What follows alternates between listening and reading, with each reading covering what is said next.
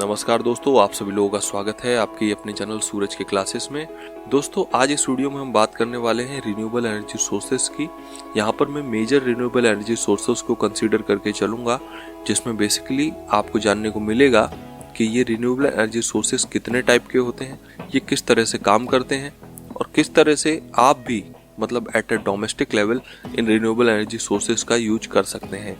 तो बने रहिएगा मेरे साथ, देखते रहिए वीडियो। काफ़ी इंटरेस्टिंग होने वाला है वीडियो और काफ़ी ज़्यादा लर्निंग भी होने वाला है, तो बिल्कुल भी स्किप मत करना। नए हैं तो प्लीज़ सब्सक्राइब करना और इस वीडियो को अच्छा लगता है तो प्लीज़ लाइक एंड शेयर तो जरूर करना। बात करेंगे रिन्यूएबल एनर्जी सोर्सेज की, तो सबसे पहले सोर्स की बात करूं जो आई थिंक हम सभी लोगों ने देखा है, हम सभी लोग उसके बारे में जानते हैं, वो है solar energy sources.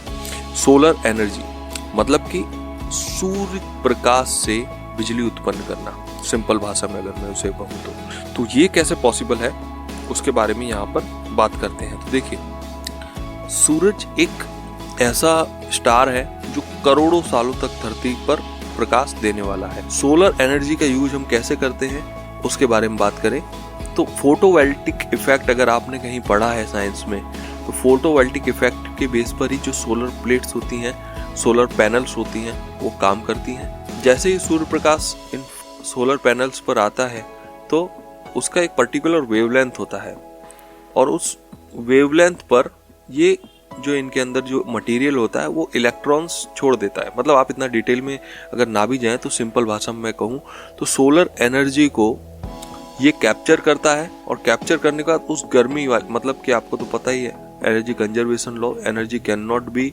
Created not destroyed, it can be transform from one form to another.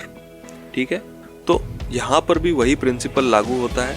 Energy solar की आती है और उसको, उस एनर्जी को, उस प्रकाश को ये इलेक्ट्रिसिटी में कन्वर्ट कर देता है, लेकिन ये इलेक्ट्रिसिटी डीसी फॉर्म में होती है। अब इसे हमको एसी फॉर्म में कन्वर्ट करना होता है, जिसके लिए हम यूज करते हैं इन्वर्टर्स का। और ये इन्वर्टर्स आपने देखा होगा, चाहे फिर वो डोमेस्टिक लेवल पे है या फिर इंडस्ट्रियल लेवल पे, छोटा इन्वर्टर होगा या तो बड़ा होगा, लेकिन इन्वर्टर जरूर होगा, क्योंकि डीसी फॉर्म की एनर्जी को हम कहीं भी यूज नहीं कर सकते। हाँ, ट्रांसमिट करा सकते हैं लंबे डिस्टेंस पे, लेकिन अल्टीमेटली उसे आपको कन्वर्ट तो करना पड़ेगा, क्योंकि हमारे जितने भी घर के इक्विपमेंट है, जितना भी सामान है, सब एसी पर काम करता है। तो आपने देखा होगा, अगर किसी के घर में आपने सोलर लगा देखा है या इवन आपके घर में है, तो इन्वर्टर टाइप का एक बॉक्स लगाया जाता है, जिसका काम यही होता है जो डीसी में फॉर्म में एनर्जी आ रही है उसको एसी में कन्वर्ट कर दें। चलिए नेक्स्ट, अच्छा इससे पहले एक चीज और बता दूं, इसकी एफिशिएंसी जो है वो थोड़ी कम होती है, 20 से 25% तक की एफिशिएंसी होती है। इस वजह से इसे लगाने के लिए काफी ज्यादा स्पेस की जरूरत होती है। हालांकि ये फ्री फ्रॉम एनर्जी है, मतलब कि एक वन टाइम इन्वेस्टमेंट है, उसके बाद सिर्फ अगर इन्वर्टर है तो उसका मेंटेनेंस आपको देना है, और अगर साफ सफाई रखनी है तो उसमें जो आपका खर्चा होगा बस उतना ही, बाकी कोई भी खर्चा इसमें आपको करने की जरूरत नहीं होती है। नेक्स्ट एनर्जी सोर्स की बात करेंगे, वो है विंड पावर प्लांट्स। अगर आप कहीं सफर कर रहे हैं तो आपने सड़क के किनारे काफी खाली मैदानों में बड़े बड़े खंबे और उनके ऊपर बड़े बड़े पंखे देखे होंगे। इसे और कुछ नहीं, हम विंड एनर्जी पावर प्लांट कहते हैं या विंड एनर्जी टरबाइन कहते हैं। अब ये कैसे काम करते हैं? देखिए, हवा जो होती है ना, उसमें भी एक ताकत होती है, उसमें भी एनर्जी होती है, और उस एनर्जी को कैप्चर करने की प्रोसेस ही ये विंड एनर्जी पावर प्लांट है। अब ये कैसे काम करेंगे? जब हवा एक पर्टिकुलर प्रेशर से जो विंड की टरबाइन के ब्लेड पर टकराती है तो वो घूमना शुरू कर देती है। अब वो जैसे ही घूमती है तो उसके साथ कपल होता है टरबाइन, मतलब कि एक आप समझ लीजिए गियर बॉक्स मैकेनिज्म होता है। जैसे ही वो बड़ा पंखा जो मतलब बड़ा पहिया लगा होता है उसके साथ वो घूमता है, वो छोटे पहिए के साथ लिंक होता है। तो जैसे ही बड़ा पहिया अगर धीमा भी घूमेगा ना, तो छोटा पहिया उससे ज्यादा स्पीड से घूमेगा, और छोटे पहिए के साथ आपका जनरेटर लगा होता है। बेसिकली यहाँ पर इंडक्शन जनरेटर का यूज किया जाता है।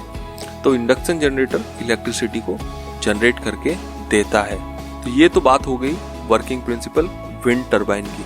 अब नेक्स्ट पर आते हैं जो है, अच्छा मेजर जो एनर्जी सोर्सेस हैं रिन्यूएबल के, वो दो मैंने यहाँ पर कवर किए हैं। ये दो अपने मेजर एनर्जी सोर्सेस हैं। इसके अलावा जियोथर्मल एनर्जी, टाइडल एनर्जी और बायोगैस एनर्जी, ये भी एक रिन्यूएबल एनर्जी सोर्सेस की कैटेगरी में गिने जाते हैं। तो जियोथर्मल एनर्जी क्या होता है कि हमारी पृथ्वी के भूगर्भ में, मतलब कि जितना आप धरती के को डिग करके अंदर जाएंगे, मतलब धरती पर आपने हॉल किया और उस हॉल के जितना अंदर तक आप जाएंगे, आप जो टेम्परेचर है वो बढ़ता है।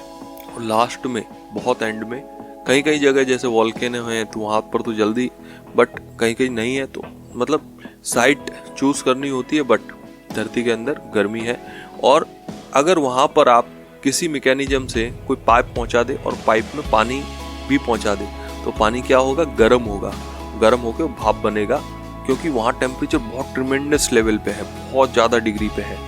तो पानी तुरंत ही भाप बन जाएगा और बहुत हैवी लेवल, मतलब बहुत भाप भी सुपर स्टीम, मतलब आप समझ सकते हो। तो उसका प्रेशर बढ़ेगा और प्रेशर बढ़ के वो जो भाप है वो ऊपर आएगा, मतलब धरती पर पाइप का जो दूसरा एंड है वहाँ आएगा, और दूसरे एंड से हम क्या कर देंगे, टरबाइन को कपल कर देंगे, और टरबाइन पर जब वो भाप टकराएगी तो टरबाइन घूमेगा, टरबाइन से जनरेटर घूमेगा, और जनरेटर घूमेगा तो आपको इलेक्ट्रिसिटी देगा। तो ये होता है प्रिंसिपल जियोथर्मल एनर्जी का। बात करते हैं नेक्स्ट टाइप ऑफ एनर्जी जो है टाइडल। टाइडल एनर्जी देखिए, आपने अगर कभी समुद्र किनारे पर विजिट किया है तो काफ़ी सारी लहरें आती हैं। वो लहरें आपको तो काफ़ी आनंदित करती हैं, आप काफ़ी खुश होते हैं, लेकिन उन लहरों का भी इस्तेमाल एनर्जी जनरेशन के लिए किया जा सकता है। अब वो लहरें जब आती हैं तो हम टाइडल एनर्जी में क्या है, वहाँ भी एक टरबाइन नीचे फिट कर देते हैं। लहरें जैसे इस तरफ आई तो टरबाइन मतलब कि क्लॉकवाइज घूमा, फिर वापस गई तो एंटी क्लॉकवाइज घूमा, और ये प्रोसेस होने में जो अपना जनरेटर लगा है वो जनरेटर को इस तरह से डिजाइन करते हैं, उसका रोटेशन एक ही रहता है। तो क्या होता है कि वो इलेक्ट्रिसिटी को जनरेट कर पाता है।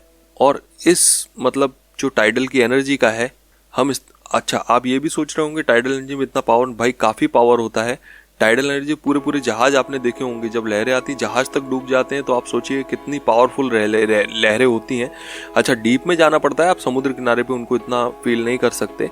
जब डीप में जाते हैं तो डीप में वो लहरों की पावर है ना काफ़ी ज़्यादा होती है, और उससे भी काफ़ी ज़्यादा एनर्जी जनरेशन किया जा सकता है। बायोगैस एनर्जी तो मैं क्या ही कहूँ, आई थिंक जितने भी लोग शहरों में रहते हैं तो उनके लिए तो ये चीज़ शायद नई है, लेकिन जो गाँव में रहते हैं उनके लिए ये चीज़ इतनी नई नहीं है, क्योंकि गाँव में सालों से आप देखेंगे तो बायोगैस प्लांट से इंस्टॉल किए जा रहे हैं। गोबर गैस प्लांट हम कहते हैं। गोबर गैस प्लांट का वर्किंग तो कैसा रहता है कि जैसे ही हम एक सीमेंटेड प्लांट बनाते हैं और उसके नीचे थोड़ी जगह रखते हैं जहाँ पर गोबर डालते हैं, और गोबर जैसे ही उसमें थोड़ा इकट्ठा होता है, प्रेशर में होता है, तब वो एक गैस रिलीज करता है, और उसका यूज हम घर में रसोई के लिए या फिर मतलब कि कोई भी चीज़ पकाने के लिए कर सकते हैं। इसे कहते हैं हम बायोगैस प्लांट। तो दोस्तों ये थे कुछ मेजर और माइनर एनर्जी सोर्सेस जिन्हें हम रिन्यूएबल एनर्जी सोर्सेस कहते हैं। इसके अलावा भी बहुत सारे हैं, लेकिन हमने यहाँ पर मेजर कवर किए हैं। तो दोस्तों आपको अगर ये वीडियो अच्छा लगा है तो प्लीज़ चैनल को लाइक कीजिए, सब्सक्राइब कीजिए, शेयर कीजिए, और मिलता हूँ आपसे नेक्स्ट वीडियो में। तब तक के लिए जय हिंद, वंदे मातरम।